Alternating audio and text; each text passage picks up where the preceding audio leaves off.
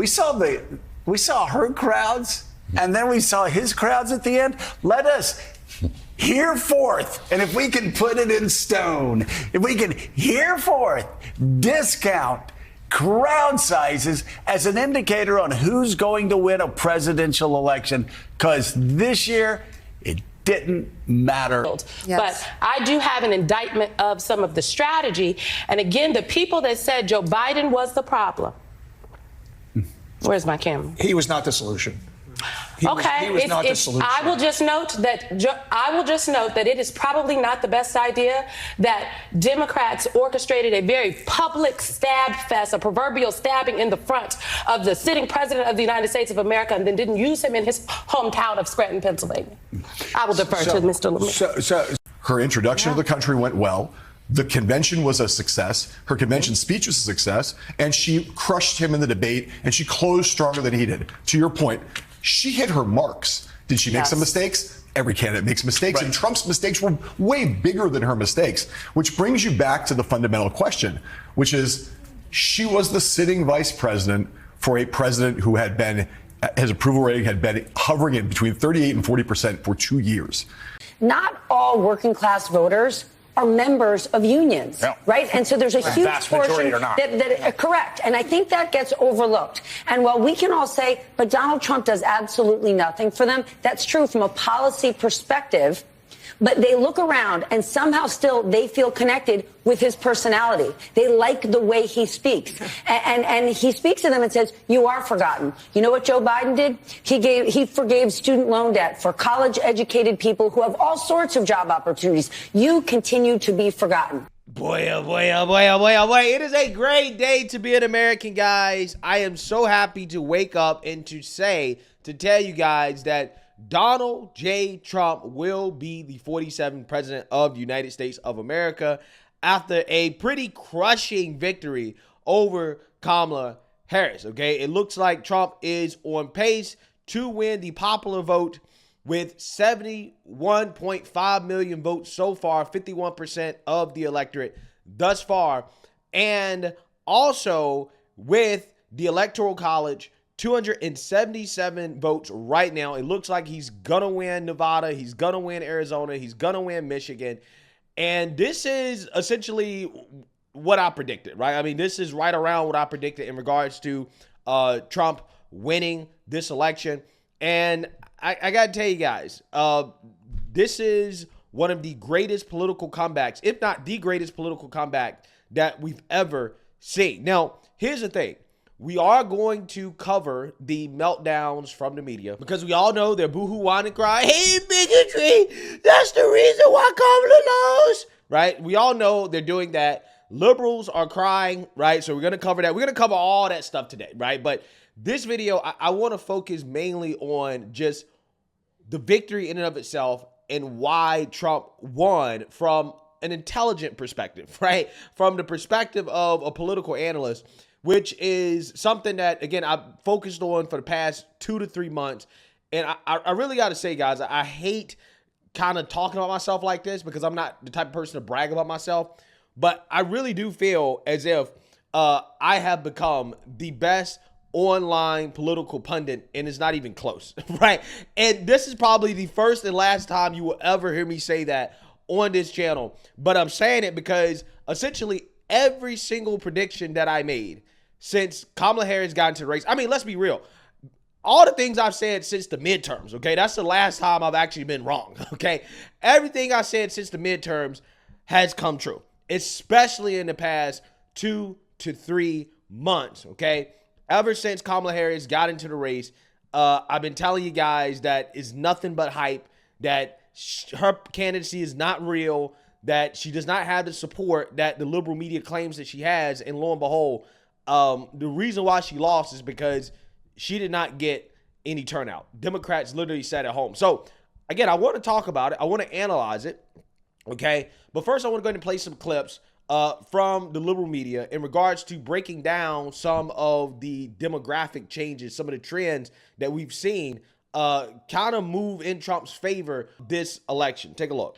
You've actually worked in Republican circles. What is going wrong here on that front?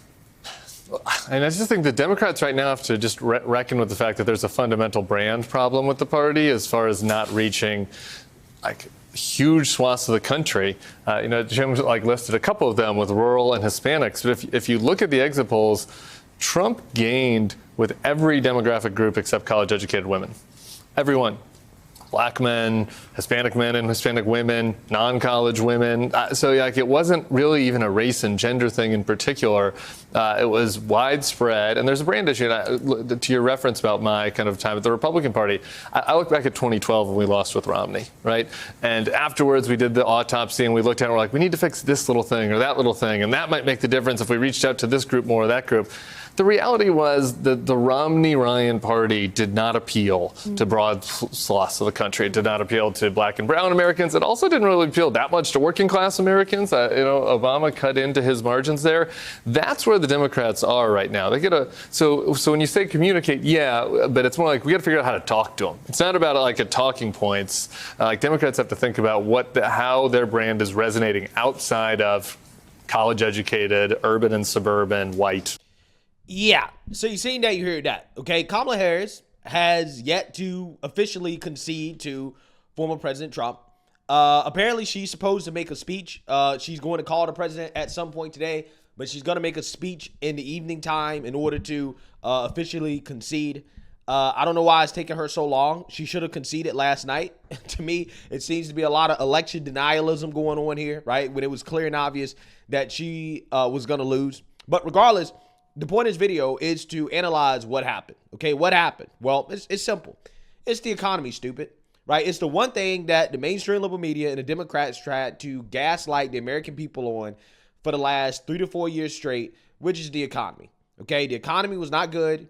And because of that, voters across all demographics, except white women apparently, decided that, you know what, it's better to go with Trump, right? And you had some historic shifts in Trump's support among Hispanics and Latinos, which again is funny because the liberal media was telling us that, oh no, Latinos and Puerto Ricans are going to abandon Trump over a joke, right?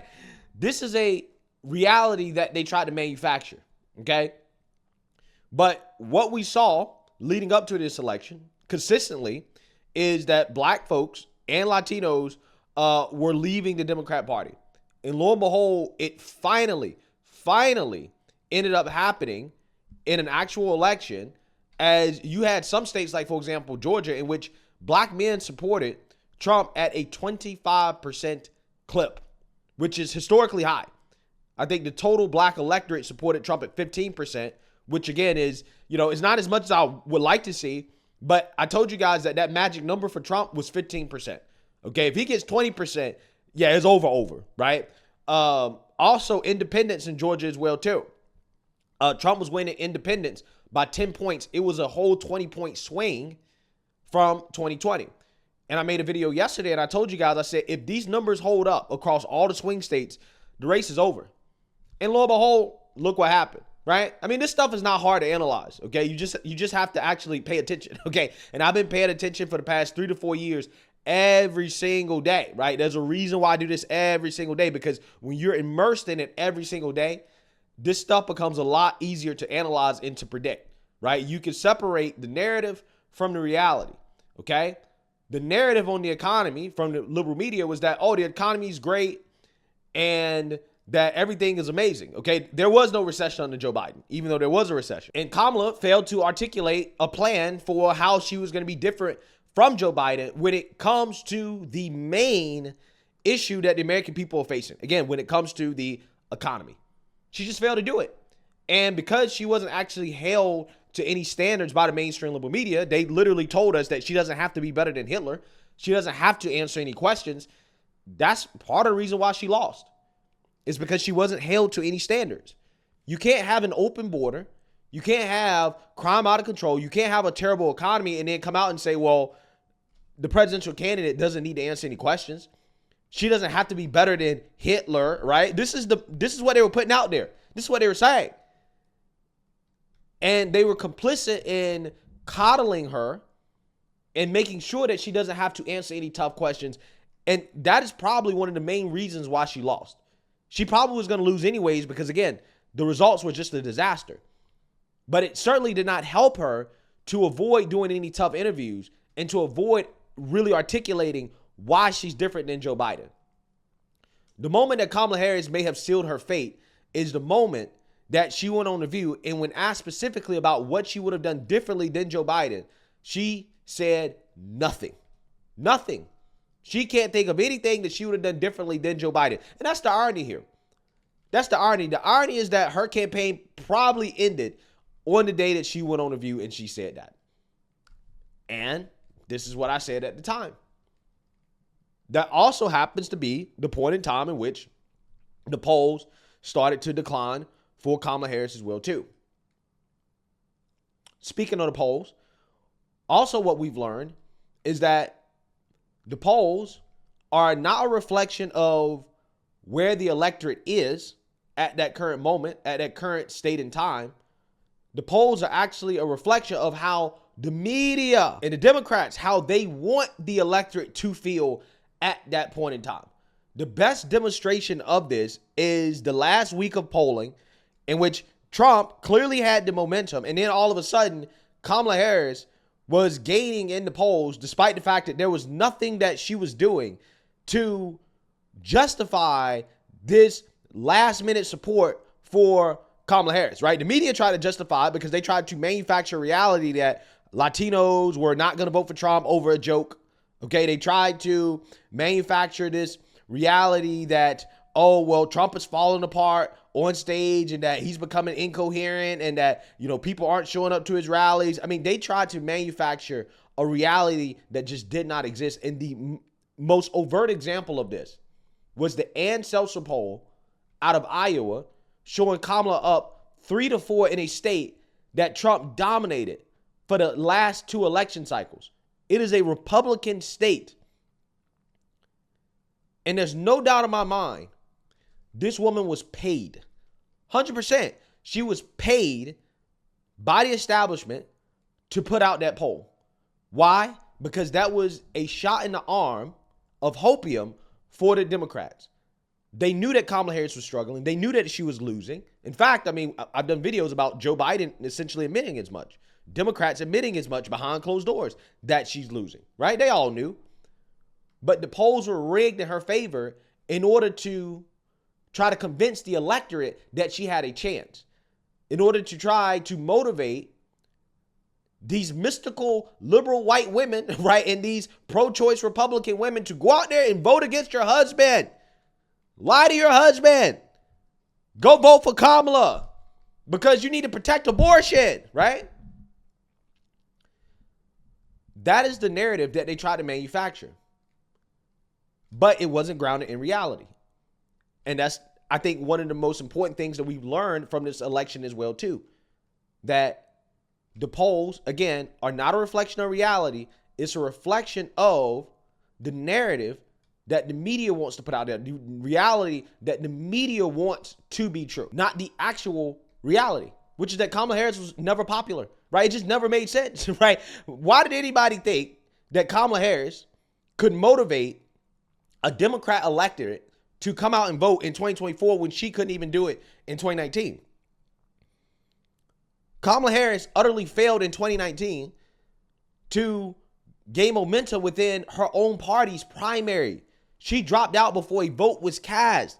Why did anybody believe that all of a sudden Kamala Harris had become this mystical, amazing, Obama-like politician in 2024 when just a year ago, Democrats were hard-pressed to give an endorsement of Kamala Harris as vice president?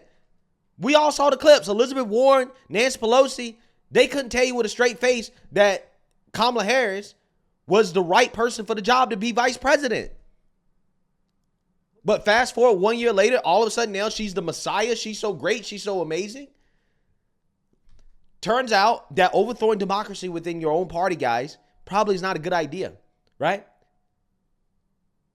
Had Democrats actually had a real primary, when we all knew that Joe Biden was not up for the job, then they would have had a stronger candidate. When Joe Biden dropped out, had the Democrats had a real primary, had they actually let people vote, had they actually lived up to what they claimed they love so much, which is democracy, they would have had a stronger candidate. And I'm not saying that candidate would have beat Trump 100% because, again, the country, the actual results were bad. Okay, they are bad. But they would have done better than Kamala Harris. Kamala Harris got totally humiliated on election night.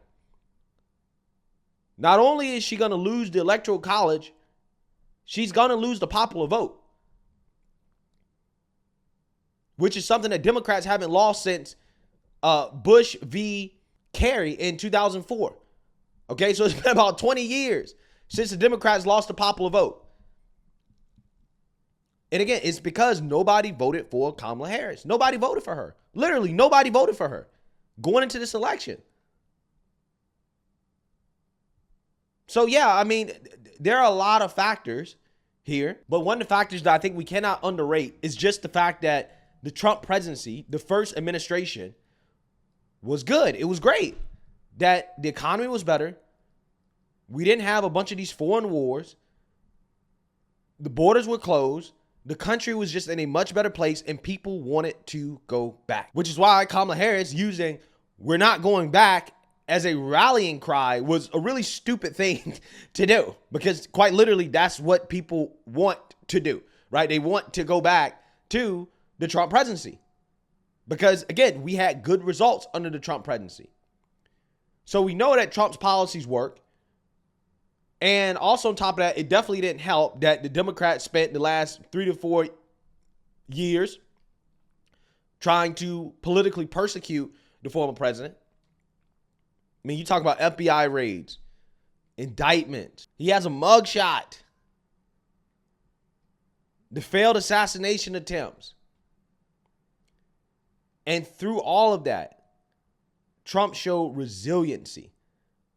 The type of resiliency that we've never seen before from a leader in this country. You can say a whole lot of things about Trump, but you cannot say the man is not a strong leader. He's not one of the greatest leaders that this country has ever seen. Because there are not too many people that could survive what this man has survived over the past 3 to 4 years. I mean, 8 years, to be honest with you. Let's be honest. It really extends 8 years. But again, the last 3 to 4 years have been the worst of it. He was this close, literally this close to losing his life, to not being here.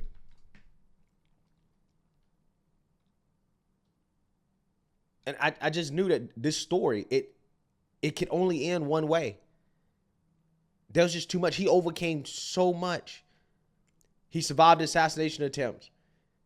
He survived the onslaught of propaganda from the media. He survived taking Joe Biden out of the race and then having Kamala Harris be put into the race. He survived everything. And that's why I was like, this has to be a part of God's plan. This has to be divine intervention. It has to be, like, this story cannot end any other way except Trump winning in a crushing victory. There was no other outcome that would have made sense. And that's why I always knew, I always was comfortable enough just saying, yeah, I think Trump's going to win. Despite the polls, despite the narrative, despite the propaganda, I always felt comfortable enough just sticking with my guns. Because I knew that the story could not end any other way. Like, the man is here for a reason. And I think it's just clear and obvious what that reason is based off the outcome of this election. It was just meant to be. So, hey, I'm looking forward to another 4 years, right, of trying to make America great. 4 more years of Trump derangement. 4 more years of boohoo, whine, and crying, because best believe Democrats are not going to change. The liberal media is not going to change. They're going to double and triple it down on trying to take down Trump, right? I wouldn't be surprised if Democrats try to impeach Trump, which is why it is very important that Republicans win the House. The Republicans have locked up the Senate. We've locked up the White House. We still have to lock up the House. It looks good right now, but it's not official. But if Trump wins all 3, then that is a mandate from the American people for complete and total control from Trump, okay, in this new administration. And that is going to drive Democrats in the liberal media insane. So let me know what you guys think. Make sure you like, comment, and subscribe. Most importantly, share a Black conservative perspective. Peace.